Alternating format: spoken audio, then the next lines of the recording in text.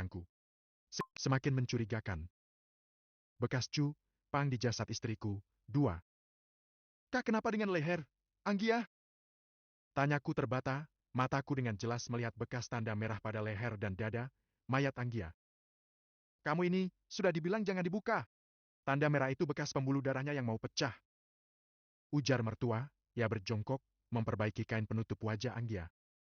Tidak mungkin, masa ia hanya di bagian dada dan leher Anggia saja? Bu, apa yang terjadi padanya? Tanyaku, sesak dada ini melihat pemandangan itu. Pikiranku menjadi buruk terhadap jenazah Anggia, apakah dia berselingkuh di belakangku? Seketika pikiranku berkecamuk, ragaku ada di sini tapi pikiranku menari dan melayang kemana-mana. Aku tidak bisa fokus, sehingga aku seperti orang yang linglung dan tatapanku menjadi kosong. Mas, jangan melamun. Maida menepuk pundakku, sehingga aku tersentak. Air mataku pun terus berjatuhan seperti air hujan yang berguguran dengan lebat. Tunggu! Tahanku ketika jenazah Anggia hendak diangkat ke tempat pemandian. Ada apa lagi, Virus? Kami sudah terlalu lama menunggumu, sekarang apa lagi yang harus ditunggu? Kasihan anakku, sudah lama rohnya terkatung-katung karena terus dijeda pelaksanaan prosesi pemakamannya. Ujar mertua sedikit ketus, ia terlihat kesal padaku. Aku ingin mengautopsi istriku. Ucapku, aku juga ingin mengetahui apa yang sebenarnya terjadi. Siapa tahu, dengan autopsi semuanya bisa terjawab. Kau gila! Kau sudah tidak waras? Sebelum meninggal anakku harus merasakan sakitnya meregang nyawa. Sekarang setelah ia tiada pun kau ingin membuatnya sakit. Ibu tidak setuju. Ujar mertua, terlihat dari wajahnya seperti ketakutan. Entah dia takut terjadi apa-apa dengan jenazah Anggia, atau ada sesuatu yang ia takutkan akan terbongkar. Yang jelas, kematian Anggia sangat janggal. Bu, coba ibu jelaskan lebih detail. Kenapa istriku bisa mengalami penyumbatan darah, selama ini dia tak punya resiko penyakit apapun? Suaraku agak mengencang, para tetangga yang hadir terfokus padaku sekarang. Virus, kau ini! Apa kau ingin membuat keributan pada saat dalam keadaan berduka seperti ini? Sia-sia kami menunggu kau datang, setelah kau berada di sini kau malah membuat keributan. Kau tidak waras, Virus. Mertua mengoceh, akan tetapi aku semakin curiga pada mereka. Bagaimana aku bisa merasa waras? Aku kehilangan anak dan istriku dalam waktu bersamaan. Seandainya ibu yang berada di posisiku sekarang, bagaimana perasaan ibu? Tanyaku, dada ini kian sesak. Aku juga berada di posisimu, anak dan cucuku meninggal. Cucu pertama yang selama ini aku nantikan, tidakkah kau berpikir ke sana? Tapi, aku tidak ingin menangis, karena aku tidak ingin melihat anakku susah di alam sana. Teriak ibu mertua menggelegar, menyita perhatian para warga. Bu, sabar, Bu Marwah. Mas Virus, istighfar Mas Virus. Para warga berusaha menenangkan kami, ada yang mengelus punggung belakangku dan ada yang mengelus punggung belakang mertua. Mas Virus, benar apa yang dikatakan oleh Bu Marwah? Sudah terlalu sakit saat Mbak Anggia meregang nyawa, apa masih mau ditambah dengan melakukan otopsi? Proses otopsi itu sangat ngeri, Mas, dan tidak berjalan hanya 1 atau 2 jam saja. Ada baiknya, proses pemakaman segera dilaksanakan sebelum waktu asar datang. Jangan sampai kemalaman, apalagi Mbak Anggia sedang mengandung.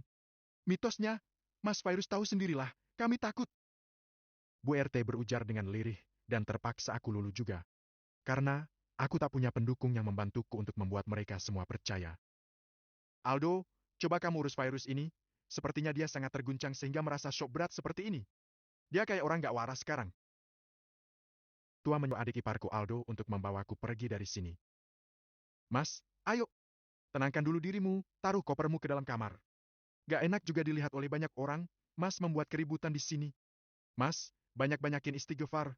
Mbak Anggia itu meninggal karena penyumbatan pembuluh darah. Mas, jangan mengacaukan segalanya. Ucap Aldo, seketika aku langsung meliriknya. Apa yang aku kacaukan? Memangnya aku berbuat apa? Apa salah aku ingin tahu lebih jelas tentang kematian istriku? Aku tidak apa-apa, aku masih bisa mengikuti prosesi pemakaman. Aku ingin ikut memandikan istriku, aku ingin mengelus perutnya untuk yang terakhir kali. Setidaknya, aku ingin merasakan menyentuh perut Anggia yang kini sedang mengandung benihku di dalam perutnya. Ucapku dengan lantang.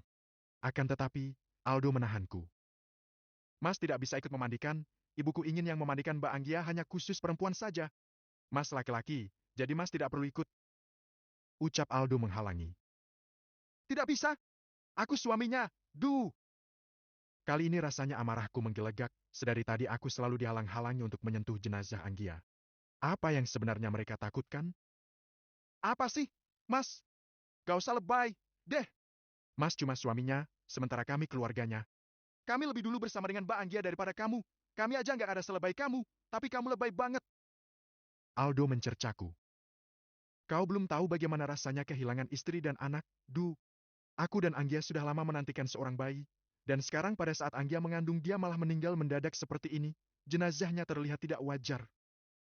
Ucapku. Aldo terdiam sejenak. Tidak wajar seperti apa? Jenazah Mbak Anggia baik-baik saja. Dia meninggal karena sakit dan sudah kami katakan kalau Mbak Anggia terkena penyumbatan pada pembuluh darahnya. Apa kau tidak mengerti juga, Mas? Tanya Aldo berkacak pinggang. Di sini seakan aku yang salah. Kuusap air mata dengan pelan, berusaha terlihat bodoh di depan Aldo. Aku berusaha mempercayai perkataannya, karena masih banyak pertanyaan yang menggunung di dalam pikiran ini. Aku harus mencari tahu apa penyebab kematian Anggia, dan tanda apa yang ada di lehernya. Apakah Anggia berselingkuh seperti yang aku pikirkan? Dan, kenapa jika Anggia memang berselingkuh? Kenapa dia tega melakukan hal itu dan mengkhianatiku? Jenazah Anggia selesai dimandikan, aku kembali keluar dan duduk lesehan seraya membaca surat Yasin. Kini, aku tak berucap sepatah kata pun, aku akan mengikuti seperti apa kelanjutan dari drama ini. Usai dimandikan, jenazah Anggia dikafankan. Lagi dan lagi aku tak boleh melihat proses pengkafanan jenazah Anggia, proses itu pun dilakukan secara tertutup. Jenazah Anggia ditutup dengan kain jarik yang digantung mengelilingi jenazahnya. Aneh, seperti ada yang mereka sembunyikan, yang tak boleh orang lain tahu. Aku semakin penasaran, bagaimana keadaan jenazah Anggia di dalam sana. Jangan coba masuk ke dalam, Pamali. Mertua menggemit, aku memang celingak-celinguk ingin mengintip. Kau jangan batu virus, biarkan para pemandi jenazah itu menyelesaikan tugas mereka. Ujar mertua sekali lagi. Sungguh, aku semakin merasa tertantang ingin melihat proses pengkafanan jenazah Anggia. Setelah selesai mengkafani jenazah Anggia, kain jarik yang tadi digantung kini dicopot. Tubuh Anggia terbungkus rapi dengan kain kafan putih. Kini, jangankan wajahnya, sehelai rambut Anggia pun tak bisa kulihat lagi. Ayo, tolong bantu dibawa ke masjid agar jenazahnya bisa segera disalatkan. Jangan sampai kita kemalaman. Ucap Pak RT, lantunan kalimat tauhid pun mulai berseru terdengar bersahut-sahutan. Aku ikut menggiring di belakang, akan tetapi pada saat aku ingin ikut naik ke atas pikap aku terlupa sesuatu.